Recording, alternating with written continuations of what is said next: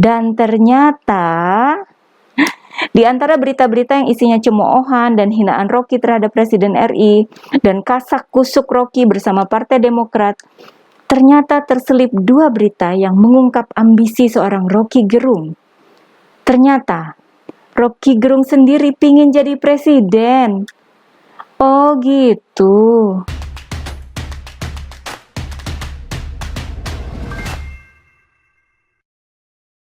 Hai guys, jumpa lagi dengan saya, Nina Nur. Bersama-sama kita akan mengulik dunia politik dengan awas, waras, dan cerdas. Yang suka mengikuti perkembangan politik tanah air pasti tahu ya dengan sosok Rocky Gerung. Ketika menelusuri rekam jejak Rocky Gerung yang terkait dengan Pilpres dan Capres, saya menemukan sesuatu yang menarik. Hingga timbul dugaan bahwa apa yang selama ini dinampakkan oleh Rocky Gerung itu bukanlah hal yang sebenarnya. Ketika dia ini memuji, mengendorse seorang tokoh sebagai capres, ketika dia dekat dengan sebuah partai, ternyata dia sebenarnya punya tujuan tersendiri. Oleh sebab itu, saya sebut cara-cara yang dijalankan oleh Rocky Gerung adalah jurus akal bulus. Mari kita cermati bersama ya. Dalam perjalanan karirnya di dalam dunia politik, Rocky Gerung ini dikenal sebagai salah satu sosok yang kerap nyinyir terhadap Presiden Jokowi. Kurang lebih seperti Fadlizon ya. Bedanya, Rocky ini kan bukan anggota DPR RI. Jadi kita pun mempertanyakan dalam kapasitas apa Rocky Gerung ini sering muncul di televisi dulu itu ya. Ketika masih ada acara Indonesia Lawyers Club, ILC. Dulu kan katanya dosen dan pengamat politik. Lalu akhirnya terungkap pada tahun 2018 silam bahwa menurut Universitas Indonesia, Rocky Gerung pernah mengajar di sana sebagai dosen tidak tetap. Namun, Rocky sudah lama tidak mengajar di UI. Sementara itu dari segi keterkaitan dengan partai politik, sebuah berita pada bulan Maret 2019 silam menunjukkan Rocky Gerung memakai jaket Partai Demokrat dalam sebuah acara kampanye Partai Demokrat bersama AHY. Rocky memuji Demokrat sebagai partai akal sehat, menyatakan bahwa dia memakai jaket partai dengan sukarela dan KTA atau kartu tanda anggotanya akan menyusul. Namun, 2 hari kemudian, keterkaitan ini dibantah sendiri oleh Rocky dalam sebuah episode ILC. Dia mengaku hanya berteman dengan Partai Demokrat, sebagaimana dia juga berteman dengan PAN. Dia pun mempertanyakan dengan nada bercanda ya, mengapa partai-partai dari kubu Jokowi tidak pernah mengundang dirinya gitu. Loh, jadi bisa disimpulkan bahwa Rocky Gerung ini mungkin ingin bebas tanpa partai, dengan kecenderungan kedekatan dengan partai-partai oposisi. Oke, kita lanjut ya guys. Rocky Gerung memang laris buat mengendorse pasangan capres ya, seperti pada Pilpres 2019 silam. Jelaslah kita tahu Rocky berada di kubu mana. Dengan kata andalan, dungu. Jaket pakai angka 01 saja dia sebut dungu. Bahkan Jokowi pun dia sebut dungu. Hingga sekarang, ada saja omongannya yang diarahkan ke Presiden Jokowi dengan nada sangat merendahkan. Presiden Jokowi pernah disebut Rocky sebagai orang yang tidak paham Pancasila. Sampai para netizen ramai-ramai melempar tagar Rocky Gerung menghina presiden ya. Oleh Rocky Gerung, Presiden Jokowi juga disebut tidak mampu memimpin kabinet. Bahkan menurut Rocky Gerung, Presiden Jokowi tidak bakal dianggap ketika Presiden Jokowi akan berkunjung ke Rusia dan Ukraina dalam misi perdamaian. Oleh sebab itu Rocky mengusulkan lebih baik SBY atau JK yang pergi ke sana karena lebih punya pengalaman diplomasi katanya. Pokoknya semua dungu. Presiden disebut dungu. Jajaran pemerintahannya dianggap dungu. Terus yang pintar itu siapa ya? Nah, menurut Rocky Gerung, yang pintar adalah Anies Baswedan. Rocky Gerung memuji Anies habis-habisan. Ketika pidato Anies dalam konferensi virtual gubernur dan wali kota C40 mendapat pujian dari Sekjen PBB. Berdasarkan hal itu, Rocky menganggap Anies sebagai capres terbaik. Sehingga siapapun yang mau nyapres pada 2024, misalnya Ganjar Pranowo, Ridwan Kamil, Puan Maharani, dan sebagainya, harus latihan dulu buat berdebat melawan Anies katanya. Selain itu, Rocky Gerung juga pernah menyatakan bahwa dalam konteks calon presiden, Anies Baswedan dan AHY merupakan calon yang memiliki kemampuan menyikapi isu-isu global, punya jaringan internasional dan kemampuan akademis. Anies katanya sudah berkali-kali bertemu dengan pemimpin dunia, sedangkan AHY karena belajar di luar negeri dan punya kecerdasan, sementara itu PDIP menurut Rocky tidak punya calon yang menyamai kualitas Anies dan AHY. Tidak hanya sekali Rocky Gerung merendahkan para saingan Anies Nyapres. Pada bulan Oktober 2021 dalam sebuah forum diskusi, Rocky Gerung menyebut Ganjar Pranowo dan Puan Maharani sebagai sosok yang bodoh bagi milenial. Karena mereka berdua dinilainya tidak paham soal-soal terbaru dalam politik dunia. Atau yang dia sebut New Grammar of World Politics gitu. Dari rentetan kejadian tadi sudah terlihat sekali bahwa Rocky Gerung berada di kubu Anies dan AHY, SBY dan JK ya. Walaupun Rocky tidak secara resmi bergabung dalam Partai Demokrat, namun kedekatan ini sangat terlihat.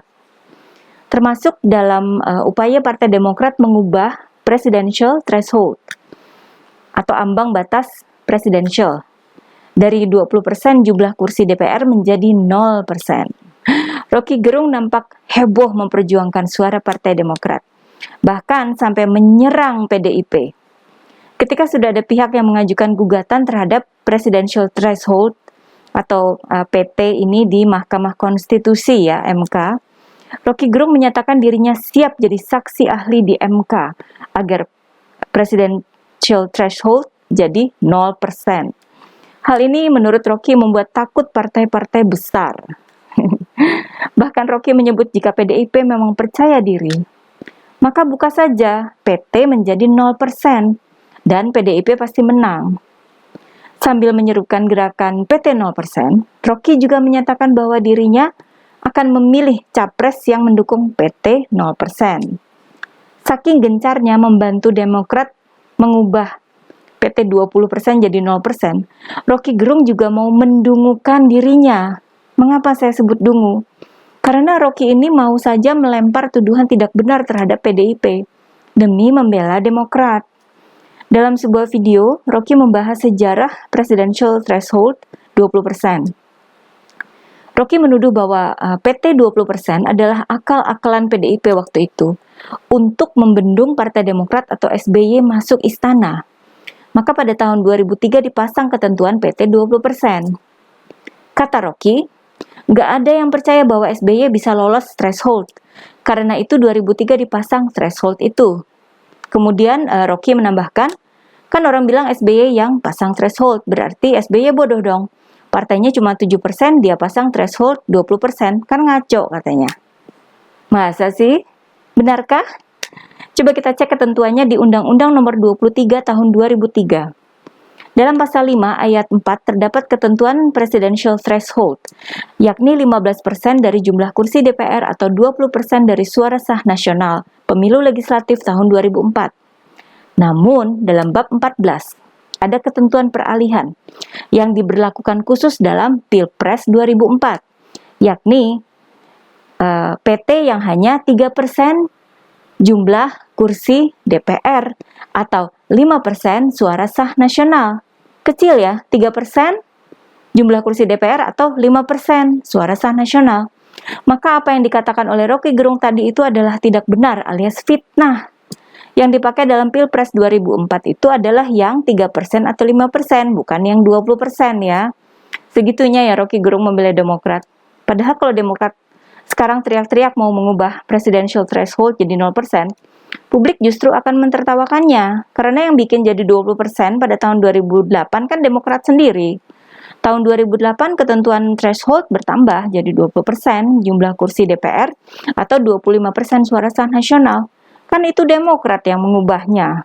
SBY yang sedang berkuasa saat itu yang meminta fraksi Partai Demokrat untuk menginisiasi perubahan PT dari 15% menjadi 20%. Artinya, Rocky Gerung dan Demokrat yang sekarang berusaha mendungukan publik.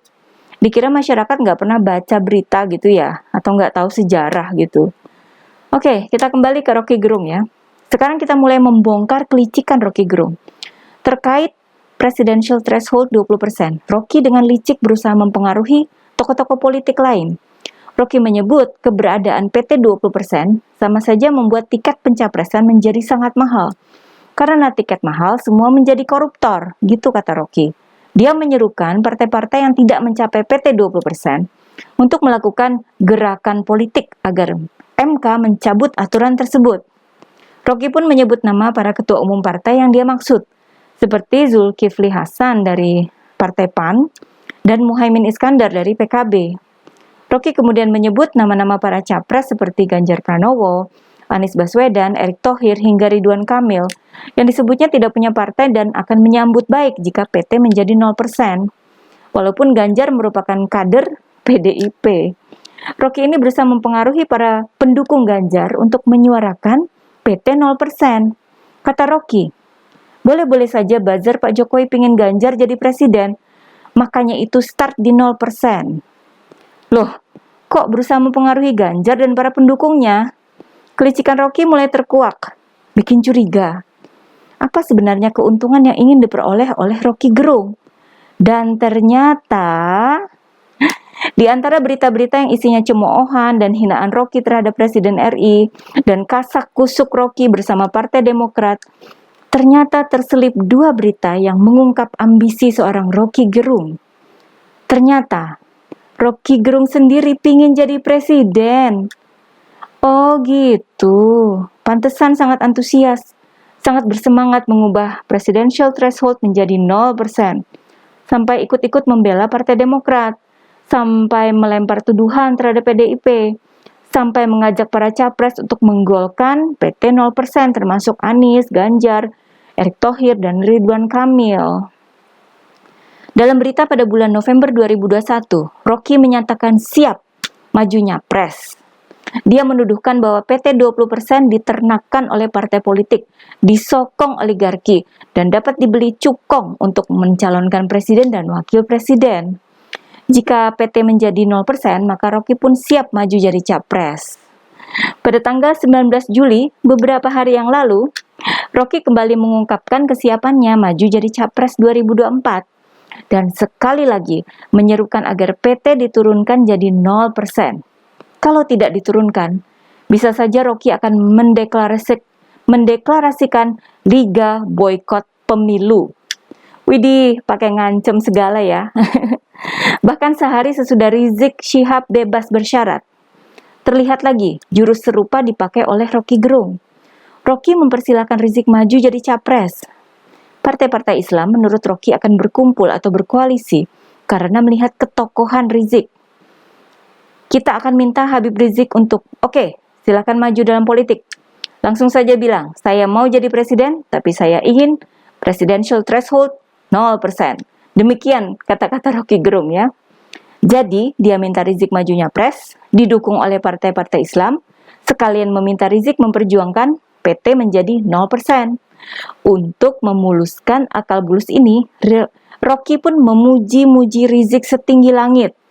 Seperti menyebut Rizik sebagai guru bangsa dan tokoh keajaiban rasional. Apapun itu maksudnya ya. Wajar kan kalau saya menyebut taktik Rocky ini sebagai jurus akal bulus gitu ya. Semua hanya akal-akalan Rocky untuk memuluskan jalan bagi dirinya agar bisa nyapres. Segitunya ya buat nyapres. Yang namanya kekuasaan atau power itu memang sangat menggoda hati. Terutama buat mereka yang serakah dan hanya ingin berkuasa demi kepentingan pribadi. Licik ya? Selalu dari kura-kura.